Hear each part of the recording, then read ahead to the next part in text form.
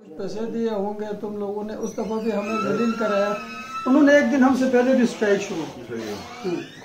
तो वो कहते हैं बिल्कुल हम मानते नहीं हैं, तुम लोग ऑफ कर दो तो ऑफ कर दो, हमने नहीं करना। और गिजर वालों का भी यही डिमांड है। अभी डॉक्टर नदीम साहब और वो जो सर्जन का नाम मैं भूल गया, महमूद की क्या नाम है, महमूद, वहाँ के जो डॉक्टर असगर साहब हमारे जो वहाँ के सदर हैं, असगर ने भी कहा यार सिर्फ आप लोगों की मर्जी नहीं है, जब तक नोटिफिकेशन हाथ में नहीं आता है, हर 2 महीने बाद एक स्ट्राइक करके हम भी तंग आ गए हैं और तुम लोग बिक जाते हो। यही अल्फाज रहे उनके।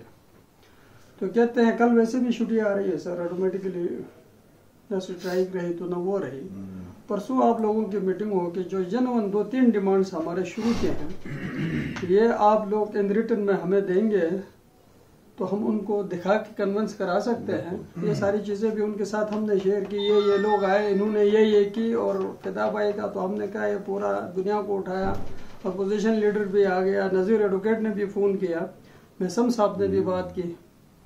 तो वो कहते हैं ये सारे पॉलिटिकल बातें हैं। तो एक ने बड़ी अच्छी बात की, कहता है ऊपर हमारा भाई का केस था 3 दफ़ा, निचला कोर्ट ऊपर कोर्ट ने 3 दफ़ा मेरे हक में फैसला दे दिया। चौथी दफ़ा कोई अप्रोच आ गई तो उसने कहा पहले मुझसे गलती हो गई है, लिहाजा मैं आपके खिलाफ देता हूँ। असल में बेतबार हो गया, हमारा माशरा सारा ऐसा बना हुआ है।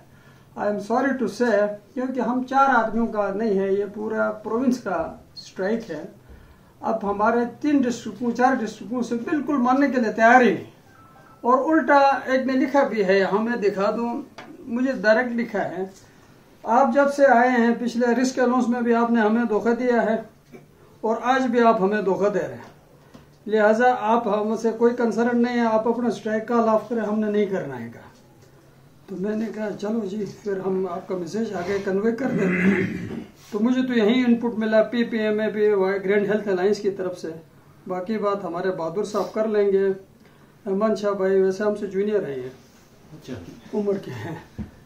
आसफुल्ला और ये लोग मेरे ख्याल में एक ही बेच के थे। आसफुल्ला से मैं साल बड़ा हूँ, इसको मैं बहुत पहले से जानता हूँ, लेकिन ज़्यादा हम किसी से जाके ज़्यादा इंट्रोडक्शंस करवाते नहीं हैं और न ये शौक भी रहा। हम अपने जनवन डिमांड आ गया तो उस पर आ गए, बाकी यही आगे पीछे तो इसलिए तारुफ नहीं है। आप हमारे छोटे भाई हैं, वो की शक्ल से मैं छोटा लगता हूँ, तो आई एम सो सॉरी। आपने हर वक्त हमारे मसले को नो डाउट उजागर किया है और इस गिलगित बल्तिस्तान के हवाले से जब भी कोई अच्छी बात आ गई है या सदा है उसमें औसाफ में दूसरे तीसरे अखबारों में इसके आर्टिकल्स में बड़ा फैन हूँ इसका, हम पढ़ते रहे हैं।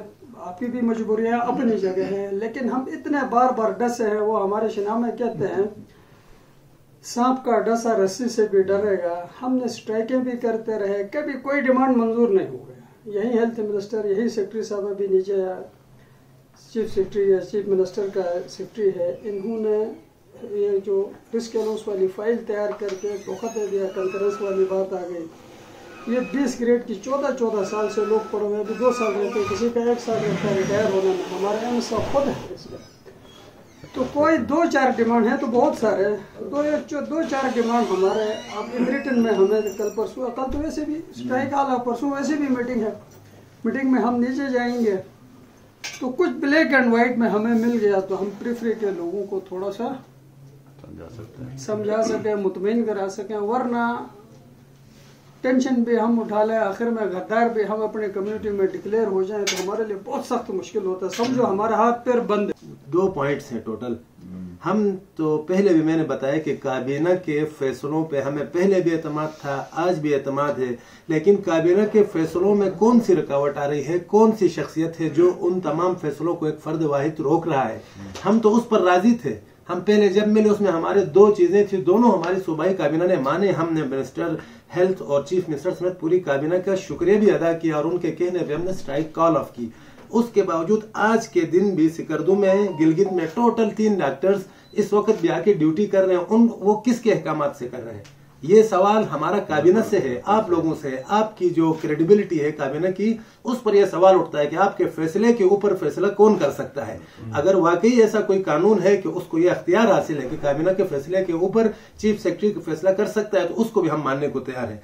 दूसरा, इसी काबीना ने नोटिफाई किया था कि पार्लिमानी कमेटी बनेगी, ये 3-4 मेंबर्स हैं, ये अगले सेशन में मुशावरत के साथ नई करारदाद पेश करेंगे। तो वो कमेटी चीफ मिनिस्टर के अप्रूवल भी हुआ है, हमने उसको पढ़ा भी है, देखा भी है ग्रीन पेन के साथ। उसके बाद से वो गायब है, सीएम के अप्रूवल के बाद सीएस की तरफ भी नहीं गई है, लॉ सेक्रेटरी से भी नोटिफाई नहीं हुआ है।